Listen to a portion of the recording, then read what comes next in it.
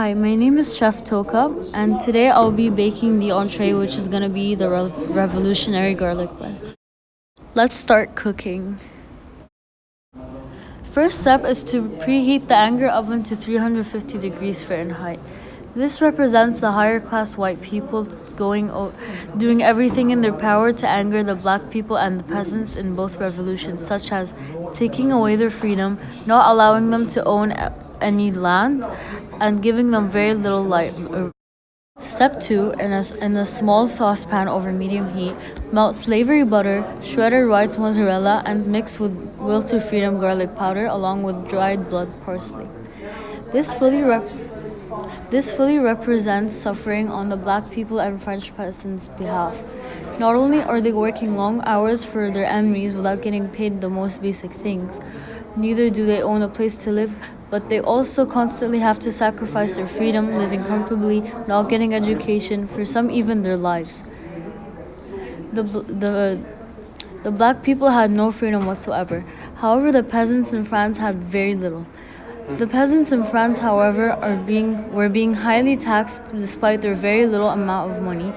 They were also being forced to take place in wars which would not benefit them in any way and would only benefit the king, similar to the black people in Haiti, who would be forced to work long hours a day and work and do things that would not benefit them in any way.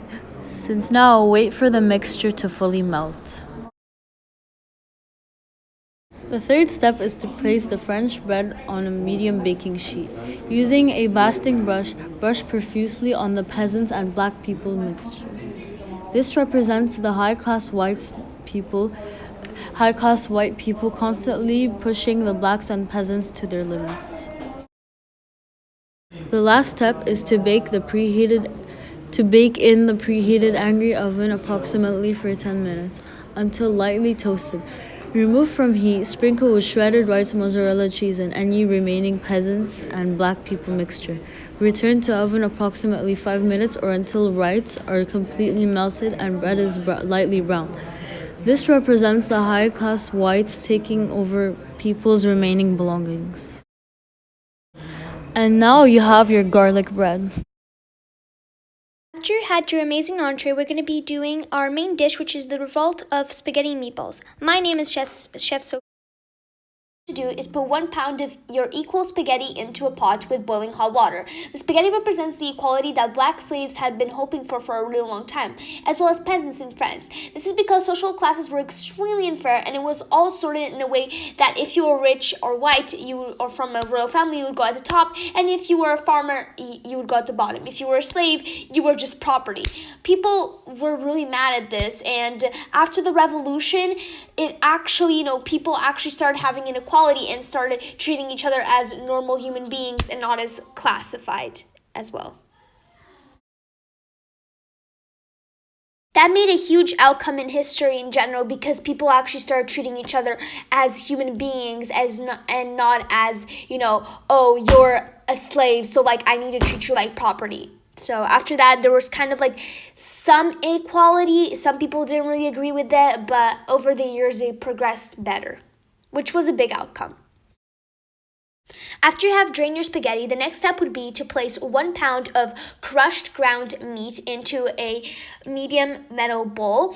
This represented a lot of things in a negative way because after the revolution, a lot of things were destroyed. In Haiti, all plantations were destroyed, all sugar plantations were destroyed in general, which was a very big negative impact. And in France, some things, including the Bastille, were destroyed, which was their main target at first, and it wasn't that good afterwards. After that, combine to the same bowl 1/3 of breadcrumbs of different monarchy pieces of bread into the same bowl. This represents all the rulers that attempted to make a change in both revolutions, including Louis XVI, who was the first person to actually start the French Revolution, Robespierre, our favorite psychotic leader who loved to kill people, and of course, one of our favorites, Napoleon, who basically just wanted to rule everything. As in Haiti, some leaders that really, had different ways to rule or to lead their people, as in Bokem, voodoo priest, and we also had Toussaint Louverture, or who went to prison unfortunately, and as well as Jean-Jacques Dessalines. All of these rulers and leaders kind of through the years changed the rights of human, like the rights of humans, the way that, just how people think, like the way they made people follow them. Some people loved them, some people hated them. It was just, very diverse, and some rights were good from some rulers, some rights were just bad, which made them revolt, like Louis XVI. And that was kind of their outcome. Most people really hated some of the leaders and wanted to revolt against them. So that was kind of like what happened. Like each leader or king had, some of the people's like way of hating them to revolt, like because they weren't agreeing in some of the rights. All right, into the same mixture, add 1/4 of unstable finely chopped parsley. This represents how even after both revolutions, both countries were still unstable, mainly because of all the destruction and economic issues that we will get to in a second. Everything wasn't just butterflies and unicorns after.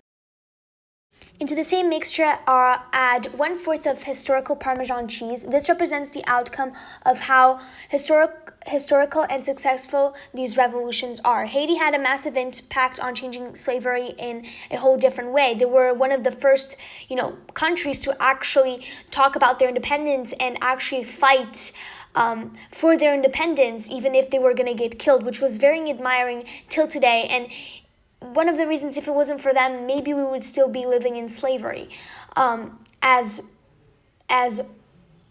much as we used to. And in France, by kidnapping their own king and destroying everything for equal rights and justice, really had an outcome to everyone in both revolutions to be equal citizens, and that everyone is still human. So that was just an outcome that happened in the world today. Next, we'll be cracking our independence with our one independent egg. After the revolution, both countries had much more independence than they ever did, which wasn't a whole independence, but it was much more than they could ever had, which was a big step to society. People were really happy in their own independence, especially since they were able to have a happy life. To add with our revolutionary mixture, we'll be adding 1 tablespoon of diverse salt into our mixture. This was a huge positive outcome because people actually started seeing each other not as classes but as actual humans, and actually started to understand each other and have equal opportunities, equal jobs, a little bit after the revolution, but still, as well as slaves weren't as, discriminated as they used to be. Next, we'll be adding our angry red pepper flakes into our mixture. Be careful, they're hot. These peppers represent the anger and protection that both people from the Haitian and the French Revolution wanted to protect their rights. They didn't want anyone to ruin their independence when they already had it and achieved their goal. Finally, to top off our mixture, add very too expensive garlic cloves into our mixture. This represents the economic problems that we talked about a little bit that occurred after the French Revolution and Haiti Revolution. In Haiti, people had a huge debt to pay their independence and to rework every single plantation because it was their only good source in that country. In France, all the destruction, people had to pay a lot of taxes to rebuild everything. Next, put 1 pan of olive oil heating while baking 16 revolutionary meatballs with the mixture you've created. After that, just in the pan, just kind of cook the meatballs until they're brown, and chop some resistant finely chopped onions. This is the meaning of a positive outcome because people, they kept fighting for their independence.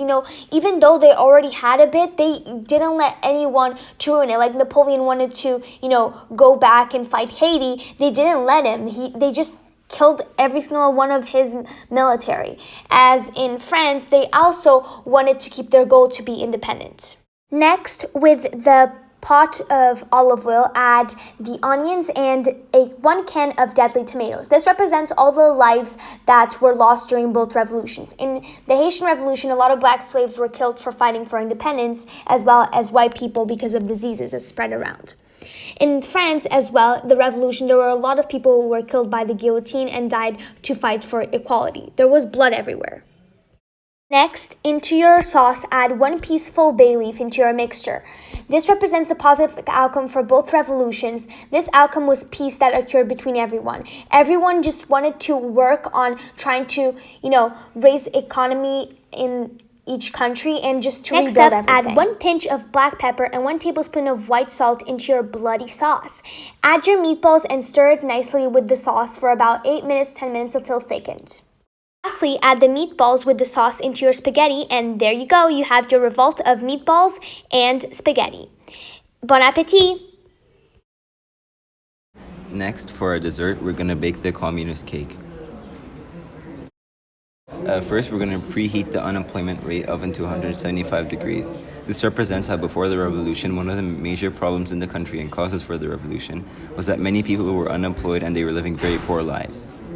The French and the Haitians also lived very poor lives before the revolution due to poverty. In a medium bowl, cream together the corrupted sugar and unemployed butter. This represents how despite many people in Cuba were unemployed before the revolution, their dictators lived a very wealthy life and were very corrupt and used their positions to their personal advantage.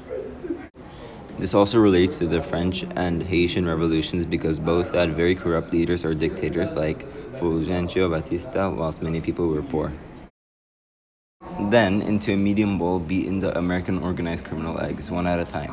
This represents how, due to the terrible economy of Cuba at the time before the revolution, many organized crime groups from America came to Cuba and the mafia had lots of power over the government. After the revolution, the new leader, Fidel Castro, sent all of them away. This also relates to the French and Haitian Revolution because other countries also took control of them during their revolution to their own advantage. Combine the tortured baking powder and the executed all-purpose flour added to the mixture. This represents how, as a consequence of the revolution, executions and torture became very common for a while. Anyone who had opposing views of the revolutionaries could face execution and torture, and many people did. Both the French and Haitian revolutions were also followed in torture, executions, and violence towards people with opposing views. Stir in the trade embargo milk until the rebels had stopped. This represents how during the revolution, the US put a trade embargo on Cuba to prevent the revolutionaries from getting armed. The revolutionaries still got armed, and this trade embargo is still active to this day and is one of the most damaging things to the Cuban economy today. The Haitians also had their trade with foreign countries stopped after their revolution. Finally, bake the communist cake for 30 to 40 minutes until the economy is broken. This represents how the revolution leader Fidel Castro turned the country into a communist economy. In addition to the trade embargo put on by the US, this also heavily damaged the Cuban economy, and Cuba is still suffering due to this today. Both the Haitian and French revolutions also turned out to be very damaging to their economy in the end. There you have your cake, made by Chef Mert.